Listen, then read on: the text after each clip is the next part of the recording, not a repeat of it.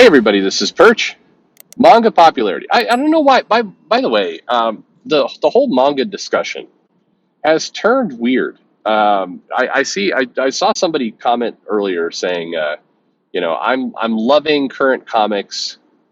I won't touch anything CG or manga with a 10-foot pole.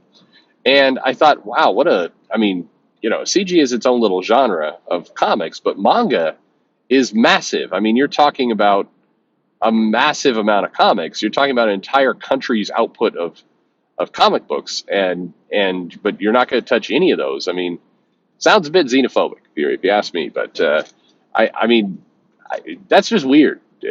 I won't touch any of it.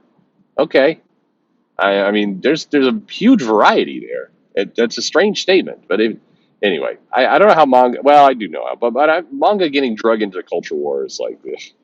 It's just comics, guys. Honestly, it is comics produced from a different area. They've got some things to learn from. They have some things you don't need to learn from. And if you're smart, you learn from things that are successful. I don't think that's a hot take, but maybe it is. Anyway, here's this mail. Hey, Perch, hope you're doing well. I know you've done a lot of content talking about why manga is more popular than anime. Anime? Your main thing, you mean, I don't think you mean anime. I think you mean US comics. Maybe? I don't know. We'll get into this. The main thing is the distribution, price, and ability to give the audience what they want. But there are other factors I have not heard you talk about that I think also help, to a lesser extent than the one you pointed out before, though. Okay, so as I read down this mail, you meant to say why manga is more popular than anime. And keep in mind, for what it's worth, this is a relatively new development.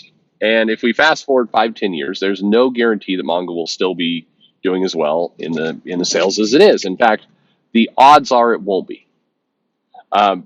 Primarily because tastes change over time. They always do, and so you will see, you'll see differences. You'll see changes. That's fairly normal. But anyway, we continue. Manga is directly adapted into anime. I know not every manga gets an anime, and not all anime derives from manga. But if I was watching MHA and I couldn't wait for the next season, I could buy the manga. Exactly. And a lot of people do that. I think that helps its sales. No doubt about it. Absolutely no doubt about it. Versus Western comics, where the comics are not directly adapted and they're therefore treated as totally separate from the movies. Something, by the way, that I think hurts both the movies and the US Western comics. I think, I've said this before, the smartest thing that a lot of these places could do, that Marvel, with Disney, with the animation studio at its disposal, is start doing, direct adaptations of the comics like manga does with anime, direct. And it would be the smartest thing in the world to do this. And I think you would benefit both the movies and the shows and the manga and the US comics. The interesting effect of the manga anime connection is that you get this cross benefit that works, that both, one builds, so it's got, you start watching the anime, get excited about it, you're like, I can't wait for the next season, I'll go to the manga. You read the manga, you're like, oh my goodness, I'm owning the manga, I need to own the anime. I mean, we've seen this in the sales. People hop back and forth, and you see the overall pot get bigger on both ends. It doesn't just benefit one, it doesn't just benefit the manga, it benefits both. And it's incredibly smart. It has nothing to do with the content or anything else. It's purely this just smart connection. When I say it doesn't have anything to do with content, I mean anyone can replicate this. And even if you took, here, I'll give you an example. So Marvel tried this Marvel Rising stuff, where it was an animated cartoon. He had newer characters. He had, I think America Chavez was in there, and Squirrel Girl was in there, and Miss Marvel, and that Inhuman Fire guy that sucked. You had a number of characters in there. And the show died a relatively quick death. It didn't do well. The toys never converted. That's part of the game, is to get things licensed, to get people buying the toys. Nobody bought the toys. And it didn't help the comic sales.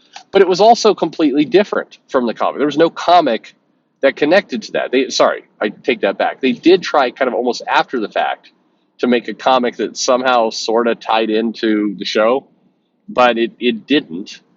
And the animation style was different. and the storylines were different. And it's like you blew an easy layup, an easy opportunity to make some money. And there's lots of people, especially I'm sure viewers of this channel, would say I have no interest in that concept. I wouldn't watch that show. I wouldn't watch it at all. That's fine. But if your audience with Marvel Rising was to get to that preteen, tween audience, which is what that show was built for, okay, you guys aren't listening to my channel anyway, so that's fine. But uh, if that's your goal, then why not make the cartoon and make the comic and hit both audiences at once and tie them incredibly tightly together and look at like, hey, a lot of tweens are going for manga. What's one thing manga has? Direct adaptations to anime. So why not put those two together? It's like it's right there in front of you. And again, whether the person who's listening to this, maybe the 40-year-old collector, doesn't care. They're not going to watch the show. They're not going to read the comic. But if you want to get this thing off to its best chance of success, try that. Another idea: go back to '91 X-Men, the Jim Lee Claremont version, and make that into a show. People eat that up. I'm telling you, the collector audience of people who are really bitching about the state of comics today. If you announce that, hey, we're going to take the Todd McFarlane Spider-Man and we're just going to do a authentic version of that show or that comic into the show, and each episode's going to be one comic, and just like the Manga and Anime does, this is what we're going to do. We're going to do the same thing. Rob Liefeld's X-Force. I mean, God, do it. The funny part is, if you're Marvel and you're Disney, you have the rights to do that, to adapt those stories and adapt those comics kind of panel for panel without paying a dime to Todd McFarlane, Jim Lee, Rob Liefeld, any of those guys. So if you're still bitter about the whole image revolution, this is a good way you get to screw them really good. I don't think you should, by the way, it's not a good strategy. You shouldn't be out to just screw people. But my point is, if you're still hung up about that, then hey, win, win, win. People get what they want. You get something that's very popular. You get the comics out in a cheap format and trade or whatever. So you have those out there at the same time, and you get to be mean and petty and vicious too. It's amazing. All the benefit. Anyway, sorry, the mail's not done. Despite all evidence to the contrary, comics are still considered a childish or a nerdy activity with little artistic value. Some things have elevated themselves above other comics in the eyes of the public, like Sandman, but not a lot. And I think this stigma around comics keeps more reputation-minded people away from the hobby. This is a contrast to manga, which, from what I hear, is much more accepted in Japan, like animation, which is considered childish in the US despite contrary evidence, but is just a normal medium in Japan. Do you agree with those two things, or do you think they play no to little value or role in the sale of comics versus manga? No, I absolutely, they play a huge value, and you're absolutely right. In Japan, animation is normalized. Manga is normalized. It's very common to get on the JR line and you see salarymen sitting there with their phones out. It used to be, back when I was in Japan a lot through the 90s, you would see people sitting on the train with, giant, phone book sized, manga sitting on their laps. Or in some cases, during the early morning, cram, you've got people standing up, they're balancing their manga in one hand and holding on to the harness for the rail in the other. Like, older people, teens, kids, everybody. The only kind of stigma that ever kind of existed, well, I'm not hand waving this off, but, there's the whole pervert aspect. Because, some of these, if you see an older adult reading, kind of shown in some of the teen stuff where you've got like a bikini girl on the front of it, you might think that guy's a, kind of pervert otaku, and then, but what's funny is even the manga themselves starts making fun of those types of people. What is it? Oh God, why am I forgetting the guy's name? The My Hero Academia character, Grape Jelly. It starts with an M. Crap. Anyway, it'll come to me the second this video is over. It's making fun of that trope. But regardless of all that, it's very accepted. And you are right. I think in the U.S. there is still that weird stigma. And now I think there's two. It's like it's for kids, and also it's old-fashioned because it's on paper. And so you're losing both directions. I think that, making these connections, I think helping to normalize things would help.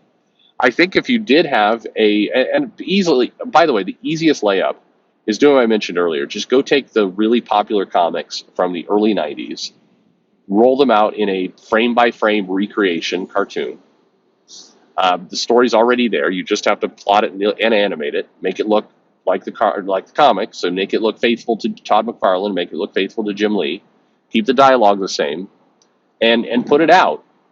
And what you'll get is you get a heavy influx of nostalgia. You'll get people who are remember buying those comics when they were kids, and they're very excited to see it. So you get that audience, and you will get the younger audience too, because they're naturally going to be interested in something that is animated.